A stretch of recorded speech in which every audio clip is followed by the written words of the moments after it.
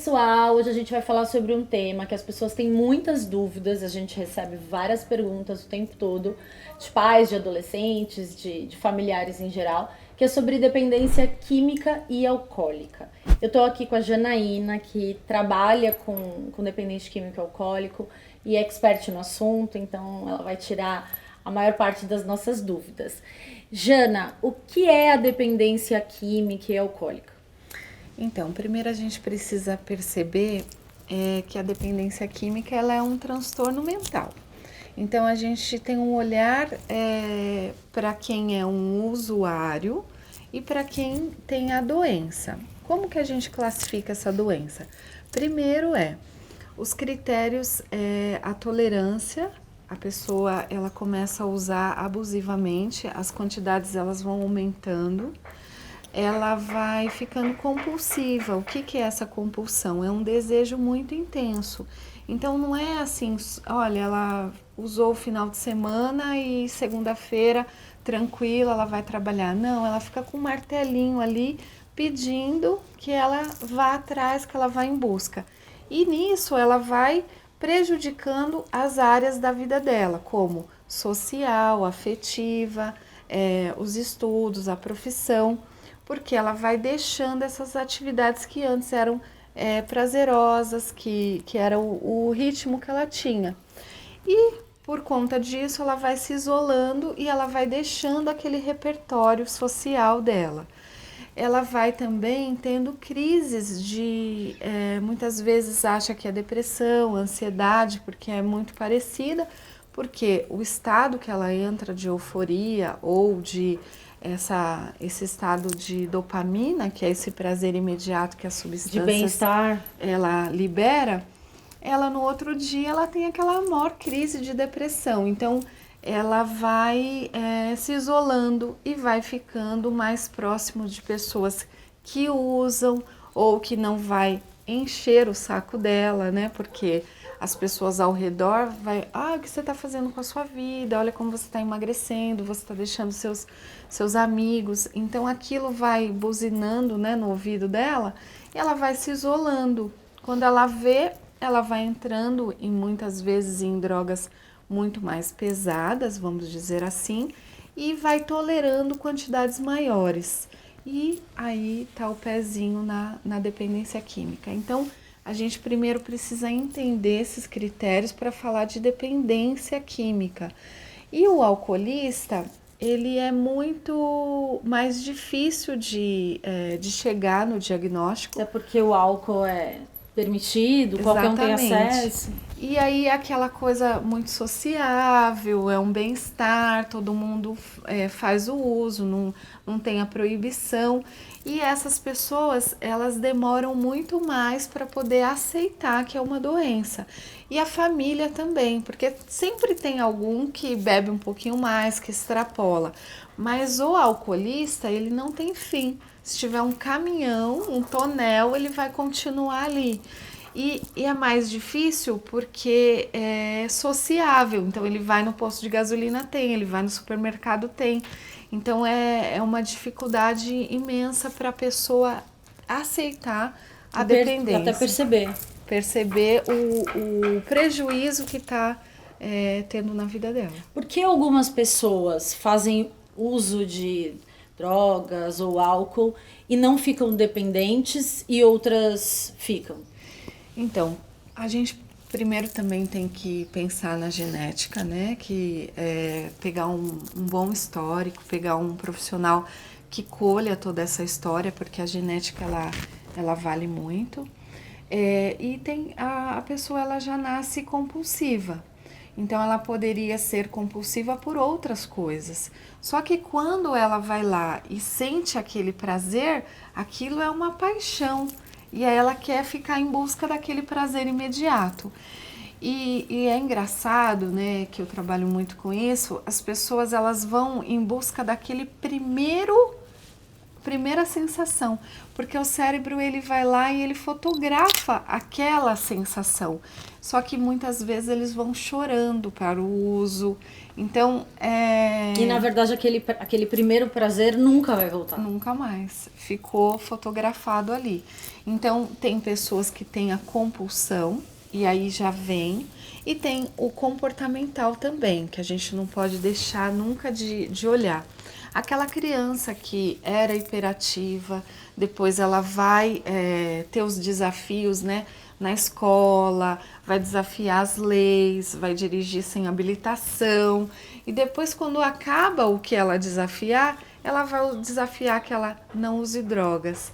E aquilo... Você está querendo dizer que tem um perfil? Tem. Um comportamento. Se não é a genética, ela vai em busca. E aquilo vai ficando desafiador, quando ela vê, ela acha assim, eu paro quando eu quiser. E na verdade o organismo já tolerou muito, aguentou muito, e ela não consegue mais cessar.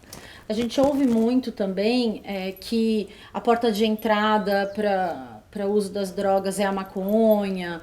Isso é real ou não necessariamente é dessa forma? Então, na vivência em dependência química, a porta de entrada é o álcool.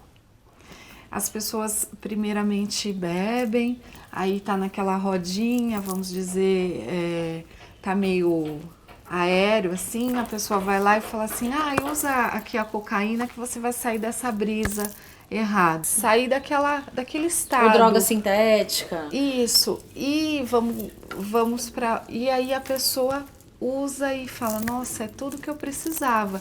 Então eu bebo, não fico aquele bêbado e eu fico falante e tal. Então as pessoas acabam entrando por aí. Nas festas também a gente vê hoje drogas sintéticas, êxtase, LSD...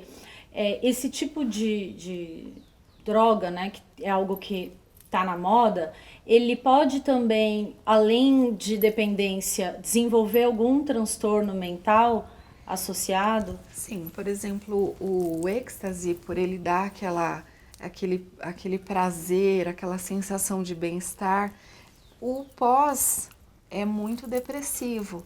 Então ele entra muito num quadro depressivo e depois ele quer usar mais para poder ter a pílula da felicidade, né? Então é muito difícil a conscientização, eu falando como profissional, porque é uma luta ali, é um cérebro que recebeu uma carga muito enorme boa. E depois como que você vai falar que aquilo vai trazer algum prejuízo? E acho que é importante a gente, né, para concluir, falar que eu já fiz uso de várias drogas, desenvolvi um transtorno mental, que é o transtorno bipolar, e não dá pra gente dizer que a droga é ruim, né? Hipocrisia. Sim. Porque, infelizmente, são sensações muito boas. Sim. O que você acredita que na sociedade dá pra fazer para conscientizar, para que os jovens ou mesmo o adulto receba essa informação de que sim, é uma sensação boa, mas que os prejuízos que essa sensação boa pode trazer chegam a ser algumas vezes fatal. Assim.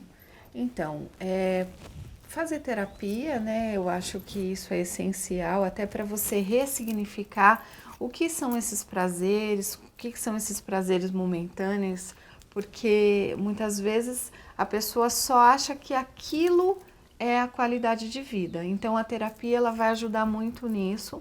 Se a pessoa foi buscar para diminuir a ansiedade ou para sair da depressão, a psiquiatria, né, ela vai auxiliar, porque existe tratamento medicamentoso que você não precisa se pôr em risco para entrar numa biqueira ou para virar um dependente químico para poder ter esse bem-estar.